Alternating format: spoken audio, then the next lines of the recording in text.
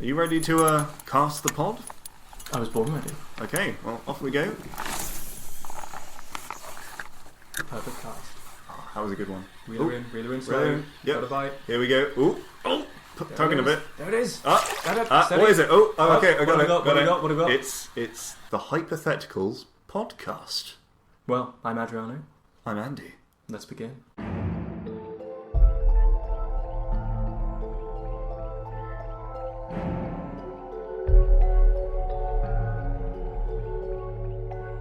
Are you familiar with similes? I've heard of them. The thing with similes is that a lot of them just don't make sense. So, what do these mean, essentially, is what I'm trying to say, right? So this one, Hit me. as cool as a cucumber. Why are cucumbers cool? Well, you can't fault it in that they usually are pretty cool, right? Well, I mean in the literal sense. Like wearing sunglasses. Well, yeah, exactly. It's a lesser known emoji as a cucumber with sunglasses on. Yeah. But like... They've got that kind of sleek feel to them. You can't ruffle a cucumber. They're unruffleable. Who came up with this simile and why is it caught on? Surely whoever came up with it, they were like, yeah, you know, he's as cool as a cucumber, this guy. And everyone else was like, what are you saying? Were you some kind of cucumber lover? Is that it? I don't know. I think there's an inherent poetry to it. It's obviously you've got the the alliteration at the sort of the base level, but if you dig a little deeper, you notice that cool, the adjective, is monosyllabic, but cucumber has a sort of a neat sort of trisyllabic. Exactly. So you have that contrast. Why is that good though? I feel the form of the phrase should have nothing to do with the simile. It should be based on its merits as a simile, and I feel this does not have merits. Well, I disagree. I mean, if you take raining cats and dogs, which I realise is not a simile so much as it is an idiom. Yeah. If it were raining cats and anteaters, there'd be a problem. Yes. Right? Because cats and dogs, not only are they both common animals, they're both one-syllable words, and I feel that there's a neatness to that. Duh, duh, duh, Yep. And cool as a duh, like, cool as a... What's a C word you can say on the radio? What's a C word you're allowed to say on the internet? No, that's not one syllable, though, is it? Come on. Maybe that's it. There's no other... a comb. Cool as a comb. Doesn't work as well. Why not? I'm cool as a comb. I'm going to start using that in everyday conversation. Do you keep your comb in the fridge? Yes. Well, okay. I'd right. Yeah, I can't. Yeah, you're quite right. Cool as a cucumber. Nonsensical. All right, next. Okay, next one. As bold as a coot. Is that a real one? Yeah, bold as in, no hair. As a coot, which is a wading bird. Bald as a coot. Which is not bold. They have feathers. They have feathers on their heads. Now, okay, this opens an interesting avenue of inquiry. Are there any featherless birds in the same way that you get those really freaky, wrinkly cats with no fur? There's vultures. They don't have feathers on their heads. Shoot, you're right. Because they're sticking their heads into things. But bald eagles, ironically, have feathers, just a different colour. But the thing is, with coots... They only have, they got some white bits on the front of their heads, but the top of their heads is black, which is the same colour as the rest of their bodies. I'm assuming those foreheads were evolved for jousting, and I hope nobody corrects me on this point, right? Because other animals, they have horns, they have, sort of hard nodules and stuff, and it's usually so they can ram it into some other dude. I mean, it could be. I don't see any problem with it. Doesn't apply to boldness, though. No, but it does apply to boldness. Because... with an O. Exactly. So I think it might have just sort of mutated over time, as much of language has. I'm willing to allow it on those grounds. Okay. What else? Well, that's kind of middle one. As happy as Larry. Have you met Larry? No. You can't stop him smiling. He's the happiest man I've ever met. Can you honestly say you've ever met someone called Larry? I don't even know what Larry is short for. Is it... Lawrence? Lawrence? Is it Clarence, just abbreviated really strangely? Larry. I mean, Harold is Harry. Yeah. Larold? Larold? Is it Lawrence? It might be Lawrence. To avoid the lorry problem. Yeah. That's truck for any American Red listeners. Larry, yellow Larry. But yeah, why is Larry associated with such happiness? Maybe it's imperative that no Larrys actually exist. Right. Larry is in fact like the platonic form of the happy individual. No one has ever met a truly happy man, and no one has ever met a Larry. Presumably they're one and the same. That's deep, actually. I think so. There's a sort of Zen quality to it. So that one, I'm on board with it. That one absolutely makes sense. Yeah, it's stronger than the coot one, I think. So I feel there's an escalation. Stronger than any other simile known to man. I'm pretty sure. Okay, here's one. As snug as a bug in a rug. Now, if you had a bug, yes, and you rolled it up in a rug, it would die because you'd have squashed it. So why is it so snug? No. Explain yourself. A bug, right? Yeah. We're talking an insect. Yeah. Not any other kind of bug. No. Wrap it in a rug. You might a dead body, roll it up on a carpet for disposal. Yeah. Bugs are small. Yeah. Have you ever tried to squash a bug? Yes. Have you succeeded? Yes. What? What sort of bug was it? Well, I used my hand, didn't I? It was like a fly. Okay, your hand, whatever. But a rug doesn't apply the same kind of pressure. We're not talking, pounds per square inch. You're not rolling your rugs right. Yeah, you're getting like real tight. There's no air in there. You're just crush, just wringing them. No. First of all, bugs are tiny. You're not rolling up this rug. It's got to be talking about a dust mite or similar, something that would inhabit of its own volition a rug. And at that point, I think it's entirely fair to assume it might be snug in that rug. Don't you think? I guess so.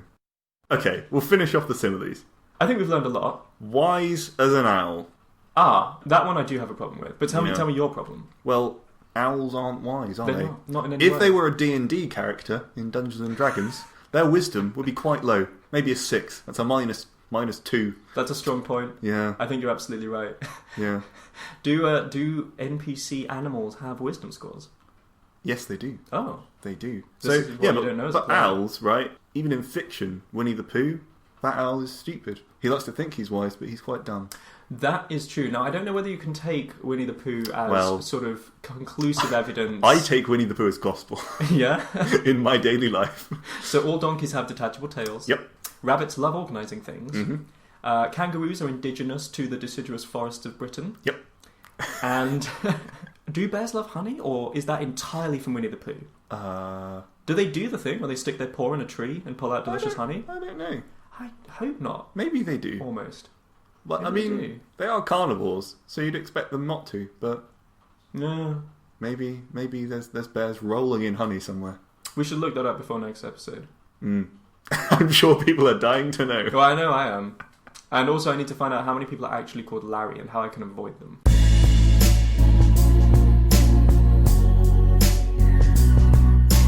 So, Andy, as an artist that I know you to be, my question to you is, assuming you made it, right, to the degree that, say, Picasso made it, and my understanding is that towards a certain point of his career, having been one of the lucky few to become very valuable in his own lifetime, he was essentially just signing doodles for 2000. Just drawing stick men and going like, there you go, 2,000 quid, please. It's Picasso, eh? Yeah. I'm Picasso. Picasso, mate.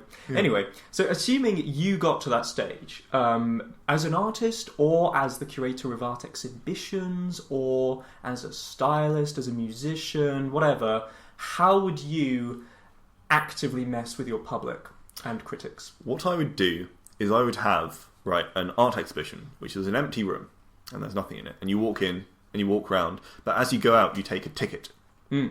And, as you go out, they give you a tattoo, which will never... proper tattoo? Yes, which will never disappear. Wonderful. Yep. And then, you have no idea why they've done this, but... What does the tattoo look like? It's like a barcode. Oh, okay. And when you die, what happens is, they find this barcode, they scan it, and they're like, aha, this is this person, they went to this exhibit, and they stuff you, and they put you in the empty room. Oh my word. Just staring. The long con. Yeah. I like that. I mean, it's a lot. It's quite a lengthy piece. That's more something you'd have to do if you were an insane head of state that managed to serve for life. Yeah. And you set that up in your youth. I like that a lot, actually. I think it'd be quite powerful. Also, very, very creepy. Yeah. It would be. I mean, it could be a commentary on all sorts of things, really. But I do think you'd have to be some sort of dictator to make that work. Also because consent forms and maybe you make it big as an artist in North Korea. Yes. I hear they have a thriving art community in North Korea. They do, actually. All the finger paintings in the museum. Well, let's not knock them. I've seen photos of statues and things. I'm sure, provided you're making artwork that glorifies glorious leader, then I'm sure you can get commissioned for. Yeah, you only glorious leaders are allowed to see this exhibition. Yeah, well, and the occasional foreign press gang, as it were. So if they go and then they leave the foreign press, when they die, do they have to be shipped back to North Korea? Because they saw. Yeah. Maybe. Yeah. I like that. I like the idea of just a chamber full of, we think they're waxworks, but they're not. They're foreign journalists. Yeah. Ooh.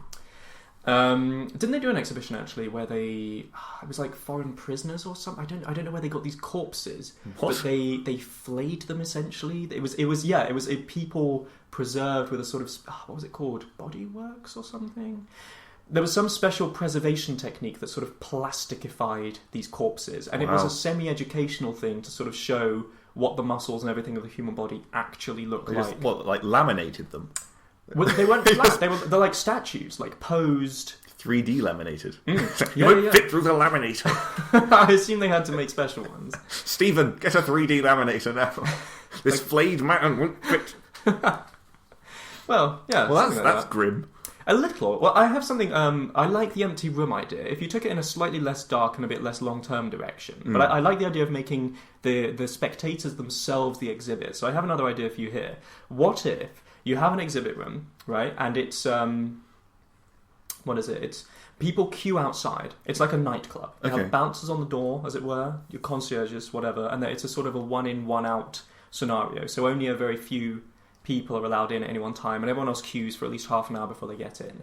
And they're queuing alongside the wall of the exhibition hall, and the wall is mirrored, maybe, or just glass. I'm not sure. Either way, it's opaque, okay? You can't see through it. But once you're allowed in, you realise the exhibition hall is in fact empty, but the wall people are queuing against is a two-way mirror. Oh. So the exhibition is watching the people queue outside. Watching people queue for the thing you're doing. Yeah. That's really, wow. I think there's value in that, or at least there's value for money, because it wouldn't cost me a penny. Just got to hire the space. I'm not sure it's value for money for the people involved. No, God, no. How much is it costing them? A lot. A I mean, lot? I Like haven't figured it 30 out. quid? Presumably. Nice. I'm a very famous artist. Yeah. Yeah. No, absolutely. And people are my medium.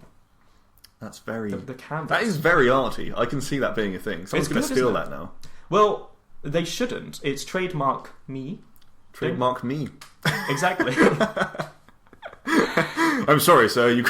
You can't do this exhibition. It's trademark. Let's just check this. Me. So, are you me? No, you're not me, are you? So...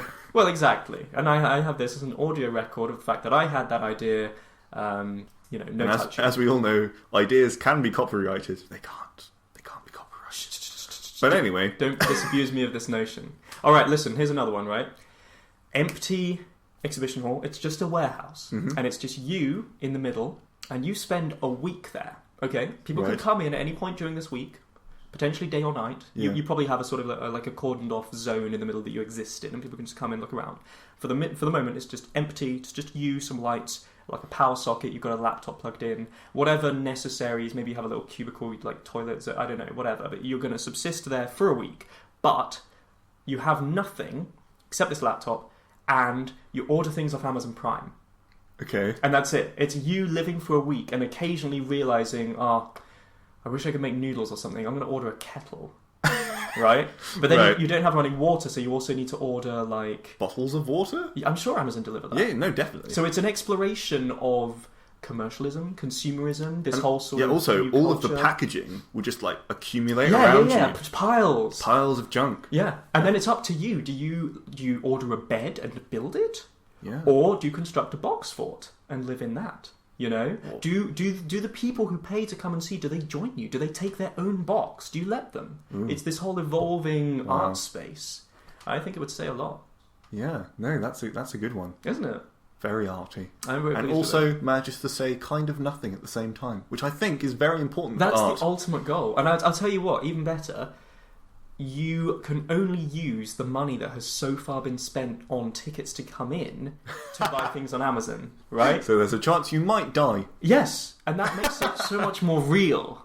There's a raw energy to that. And I think eventually you just have so much money from it that you're like buying what do I get for Amazon? I got everything. Everything's just gold plated. Get a gold watch. Do I get a gold toilet? I've got this toilet. It's not good enough. Can I order a plumber off Amazon? Do they have plumbers? But that would be an exploration in itself. That speaks of wealth, of unnecessary, ostentatious consumerism. Yeah. How good an entertainment system could you deck out in this insane warehouse? Well, do you have electricity though?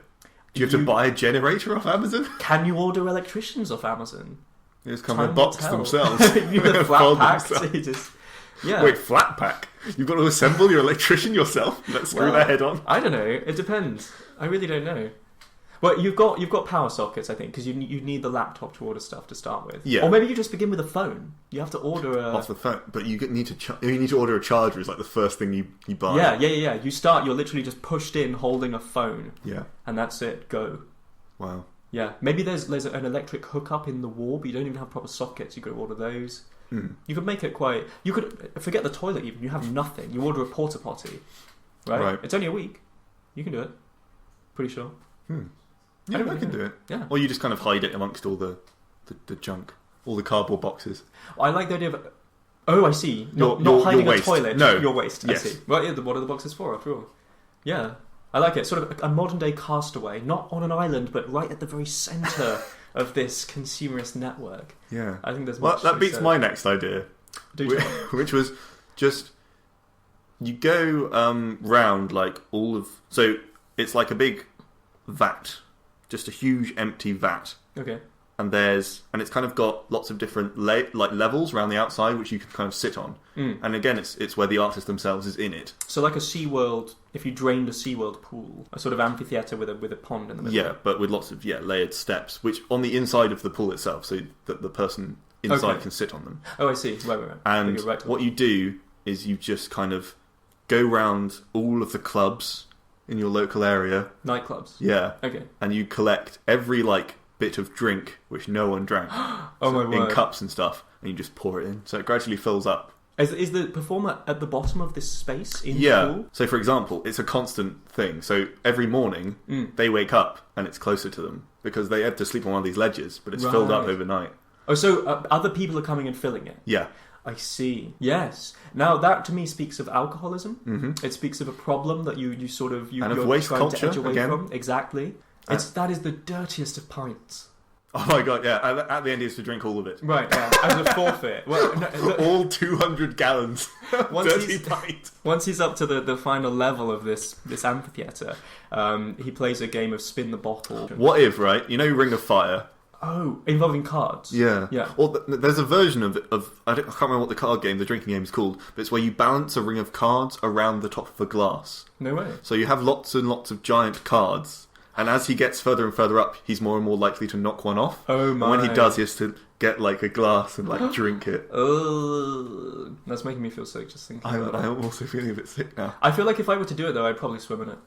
Swim it, but you'd be so sticky. I know, it'd be vile. Because loads of people in nightclubs get oh god, yeah, WKDs, stuff like that. Yeah, it'd be and so beer, sugary, wouldn't and it? just really sugary. But it would smell a lot of yeast from beer. Oh no, it would not be pleasant. Oh, it would be so vile actually. And it'd be all foamy as well, because all the bits of foam which people don't drink, that would be in there. That's excellent. All the spit, all the backwash. I wonder what they do with it afterwards.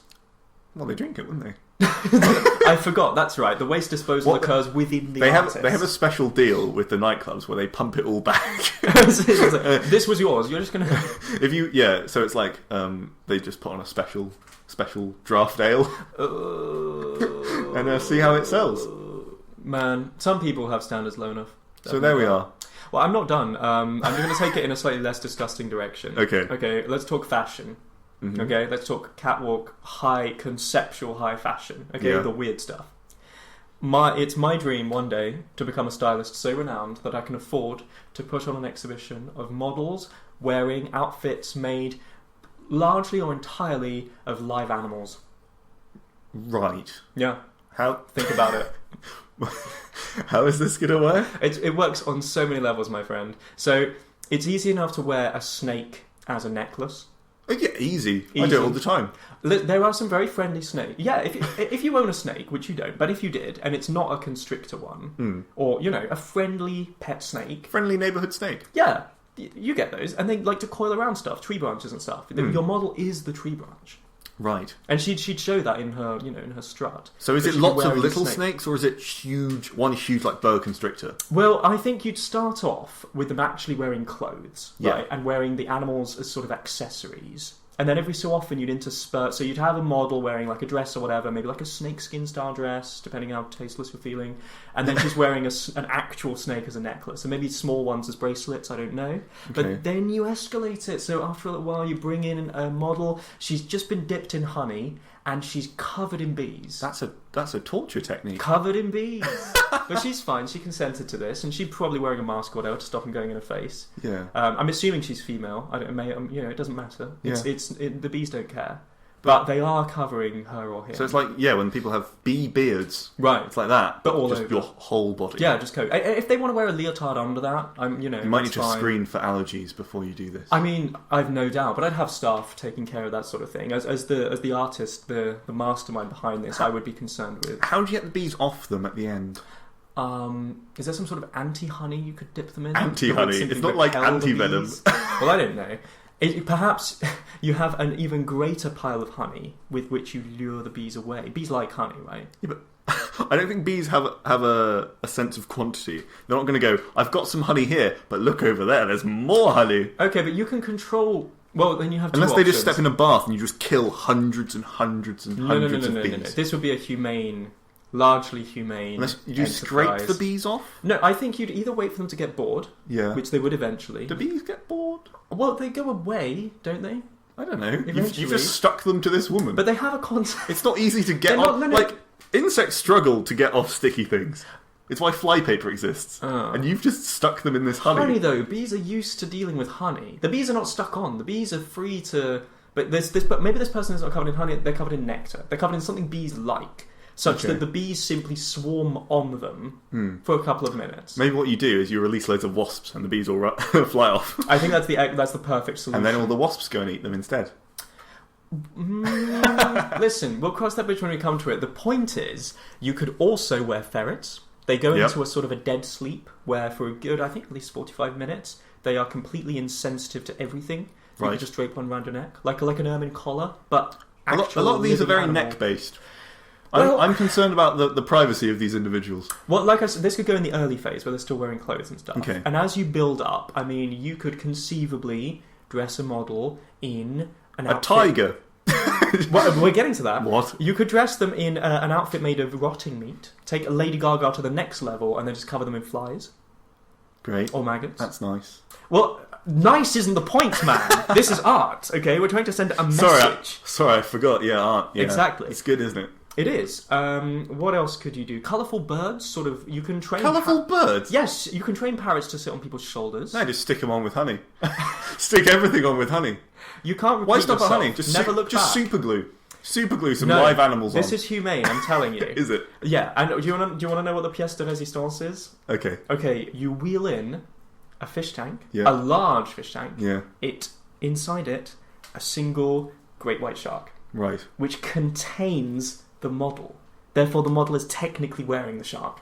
But it's an all-in-one outfit. Meanwhile, she's dead. That is besides the point. It still counts as clothing. Why don't you do it is with, not meant to be practical. There have been people who've been swallowed by whales before. And survived? Is this in the Bible? Well, yes. But I'm pretty sure this may have been a lie. When I was younger, I heard that a diver was briefly swallowed by a basking shark. No way. So, not a whale, but a basking shark. Are those the ones with their mouths sort of propped open? Yeah, they don't have teeth. They just filter feed. So, then it spat him back out or vomited him out or whatever. So, you could do that. My question is, creatures that filter feed, it's my understanding that, and I know this mainly from Finding Nemo, but whales have that sort of weird bristly grill, like an internal moustache, which prevents larger stuff going through. Basking sharks don't have that. They don't. No. They're just buckets with fins. Yeah, because they eat fish as well. It's just whatever goes in. Yeah. Can't the fish just swim out? Well, no, because it's going forward in it. Oh, I see. And that's one of the reasons sharks can never stop. Well, no. But keep the fish in. That's so that they can breathe, but still. How bizarre. Breathe in inverted commas. Okay, well, basking shark then. We'll go the less lethal option. It depends how radical you're trying to be. Are you trying to shock your audience? God forbid we harm the animals, but kill a model. That's fine. Listen, models can sign contracts. Animals are not, they don't know what you're going to do to them. It's not fair. So you just put in the small print at the bottom. By the way, there's a small possibility you might die from being eaten by a great white shark. Or you find a suicidal model. I mean, I'm open to whatever. Yeah, it's a free country. Yeah. In the service of art, that's all I'm saying. Maybe I'd do it myself, right? Maybe it would be my swan song as an artist. I would literally just staple some swans to a model. And they'd be singing, or making some sort of noise. Yeah. Perfect. They're pecking the model to death. Well, to death. I don't know how deadly swans are. Okay. Maybe if they're stapled to you. Yeah, you can't escape them, can you? Listen, I'd spend some time planning this, okay? It would be a little neater than your mere stapled swans idea. I'm sorry. I think we're going to have to cut that.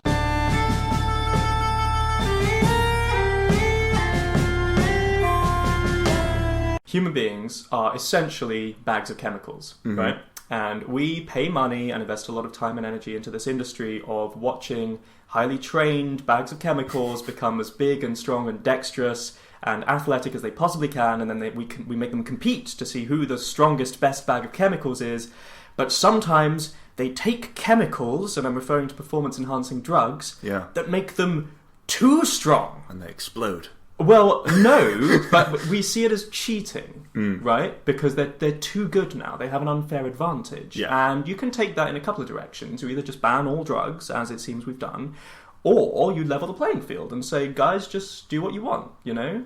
It's up to you. So you're saying, what would happen if we legalised all performance-enhancing drugs? Yes, and in fact, I'd take it further. I'd say, assuming the continual advancement of technology, we already have crazy things going on, like the Blade Runner guy. I want to see... Oh, the guy who's in prison now. Is he in prison now? Oscar Pistorius, yeah.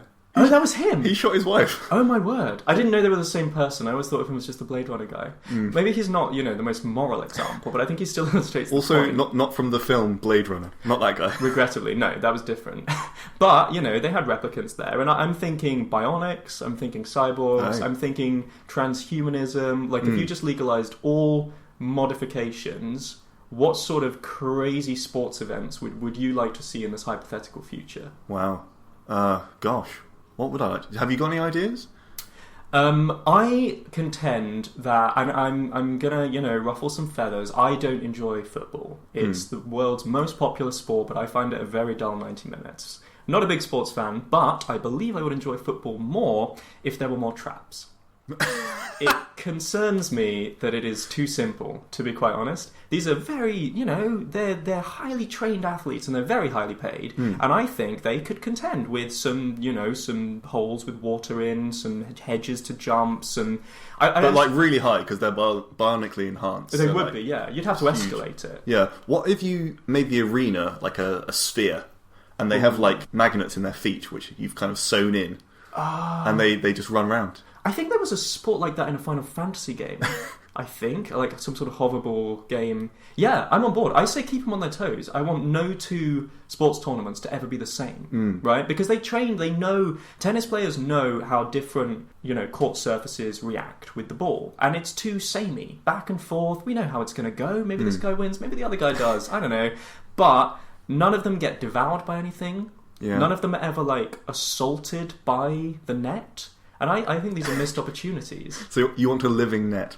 Well, I want in some way to combine those crazy TV shows like Takeshi's Castle or Total Wipeout with professional sport. The goalkeeper's job is actually to stop the goal from devouring the rest of his team. Yes. I like that. Keep the goal! Yeah. That's why he gets to wear extra padding and extra stuff. Gloves, yeah. Yeah. He'd be like the super strength guy in this arrangement. The really strong, just so many steroids. Just wrestling a goal. Yeah, I like that. For 90 minutes. Yeah, well, you make it an endurance game. It already is, but not enough, to my mind. Or, maybe just play football in the desert. Yeah, so you can combine it, right? So that the pitch is a marathon long. Oh. Scaling everything up, 200 players aside. Right. And a huge pitch and 5-10 balls. I think it would be good if every contestant had magnets all over their body, which they could activate and attach to other players. Ooh. As well as dragging other people down just by attaching to them, you could make huge formations out of your players. You combine, stack up, do Voltron style. Basically, you're a Power Ranger. I like that. And you did the Power Rangers have magnets? Well, no, but they made big robots out of each. One person was a leg and one person was an arm. Did they have vehicles, or did they actually turn into... I think they had vehicles. Right. I don't really remember the Power Rangers. Did they have vehicles? We may never know. And, did they play turbo football?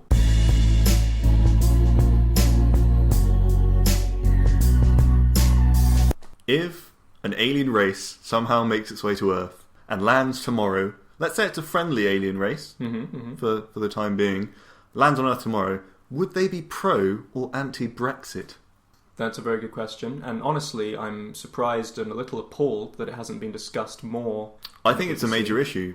Because if we go ahead with Brexit or not, and we displease our alien overlords, what's going to happen? Well, I think, honestly, a lot more of our politics should be viewed through the lens of what will the aliens think of us when we do this, right? Because, I mean, we laugh now, but you can view history, right, hypothetically, as the before and after. We already do this with the birth of Christ, right? But if we ever discover another galactic civilization, I believe we'll view history as the before first contact era and the after first contact era. And I think the impression, you know, they say first impressions are very important. There's a whole thing about the Earth emanating a sphere of like radio communication and stuff. All that stuff is recorded on TV. Everything's on YouTube. Everything's on Facebook.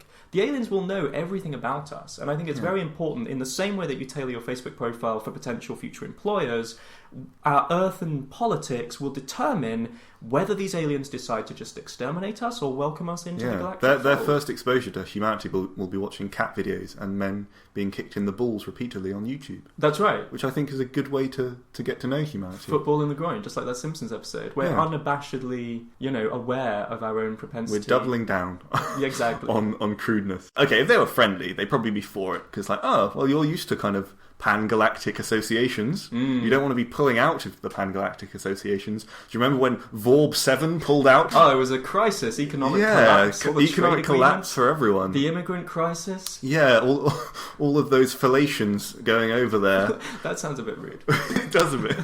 It's how they greet each other. But yeah, so they've probably already seen similar scenarios themselves on a galactic scale. So if we did the same, I don't think they wouldn't be impressed. They wouldn't be happy. But if they wanted to divide and conquer, different story. That is true. But see, on the other hand, we're assuming that the friendly aliens are representatives of some pan-galactic agglomeration of species. What if the ones that come and meet us are the equivalent of Britain already having left the Union? Oh, they're UKIP. Right. UKIP aliens. Yes. So what if, in That's fact... terrifying. So picture this. Britain leaves the European Union and suddenly becomes desperate for new trading partners, right? Yep. Because all of Europe turns their backs on us and it turns out the Chinese don't like us either. What do you do, right? Trade with the aliens. Exactly. Assume the aliens are in that position already. They left the Federation and now they're forced to make first contact with backward races like us in order to prop up their empire. Wow. So maybe they don't want to conquer us, but they do want to cooperate. Presumably, we have a lot of something that they need, possibly But we videos. can't move to their planet. That is not allowed. Exactly. I'm sorry. They can come here and talk to us, but we can't live. No, we'll take their jobs. Yeah, we'll take all their alien jobs. Yeah. What would UKIP aliens be like? Their spaceships would be purple and yellow.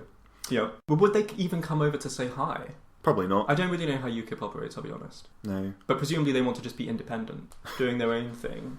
Ah, the UKIP representative, Nodule Farage, with his 5 eyes, who likes a pint down the pub as much as the next zob.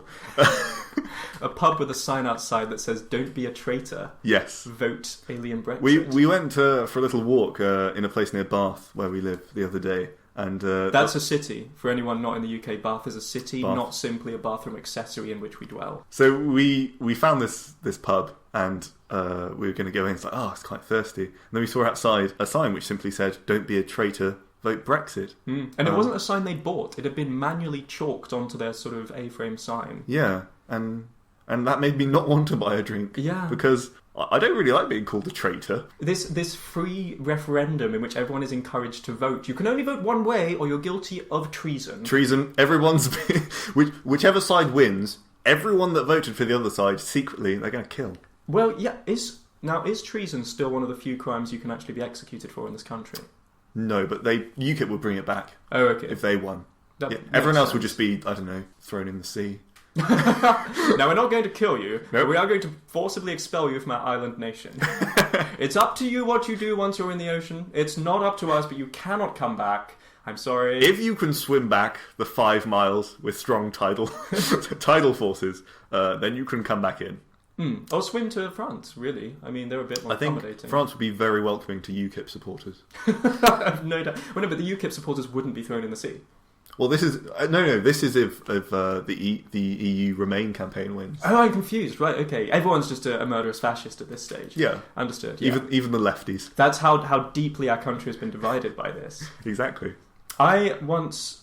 Who was it who was planning to... I think it was the Monster Raving Loony Party. They were a thing for a while, and they were planning on building a cannon so that they could fire, I cannot remember whom, to France. Oh. I cannot remember which faction they were annoyed with, but they were going to launch them to France. Wow. That's which is quite some good. little distance. Free flight.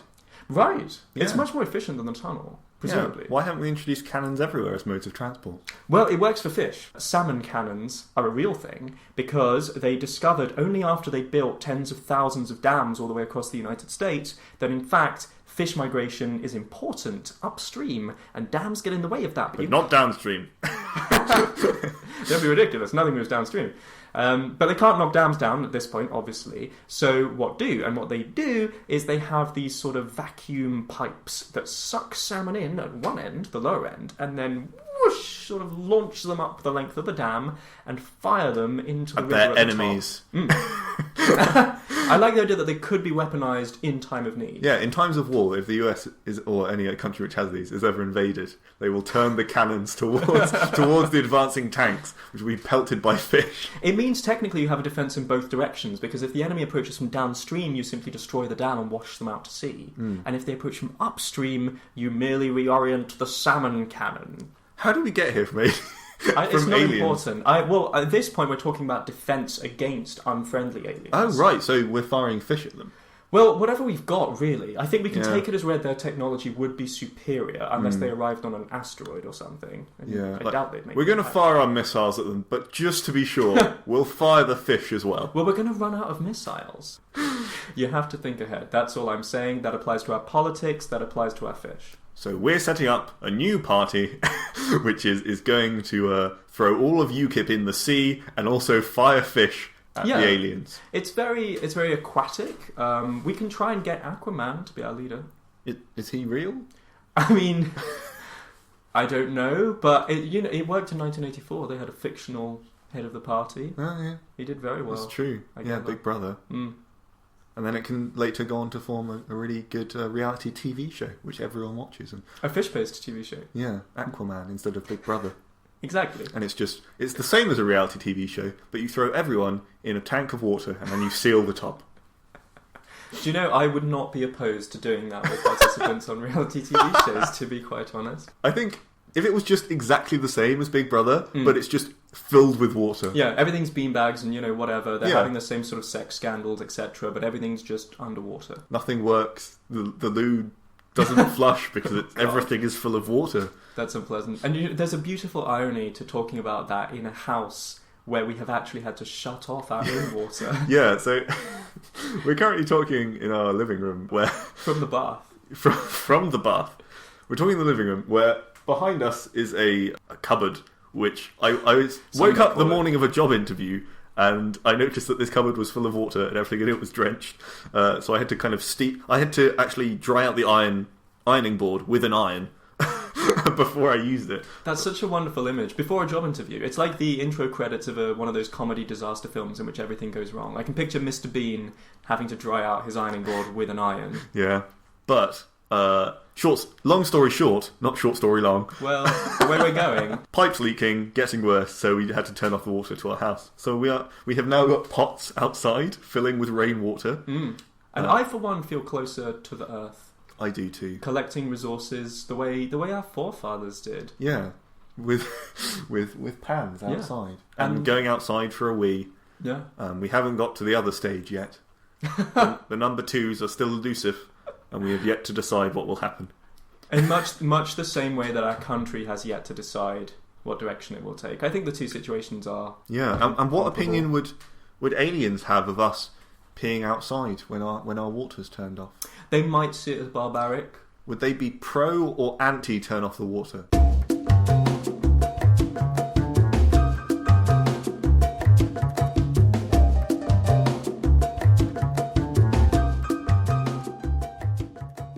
So, that was the Hypotheticals podcast.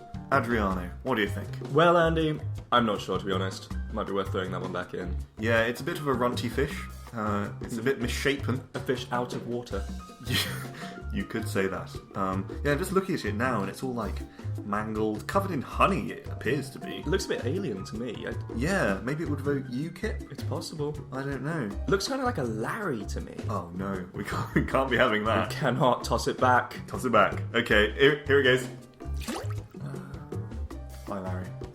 If you happen to enjoy today's show, you can follow us on Twitter at Hypotheticals. That's hypotheticals without the R, so at HYPETHETICALS. What is Twitter? It's the sound birds make, Andy. Right, so how do you send messages on that? A flock of highly trained birds. That's amazing. With short memories. That's why the messages have to be very short. Probably like about 140 characters. Exactly. And we'd really love it if you could write us a review on iTunes or your podcast network of choice. We're a new podcast, so we could really use the help. If you want to get in contact with us on the Twitters, mine is at Rain Tortoise. That's rain like the weather phenomenon, and tortoise like the grazing animal with a shell. And if you feel like sending your birds my way, I'm at Mr. Howell. That's MRHOWL. But I would be careful if you're sending your birds Adriano's way, because he may cover them in the honey and stick them to a model. So, I hope you all learnt something. I certainly didn't. See you next time.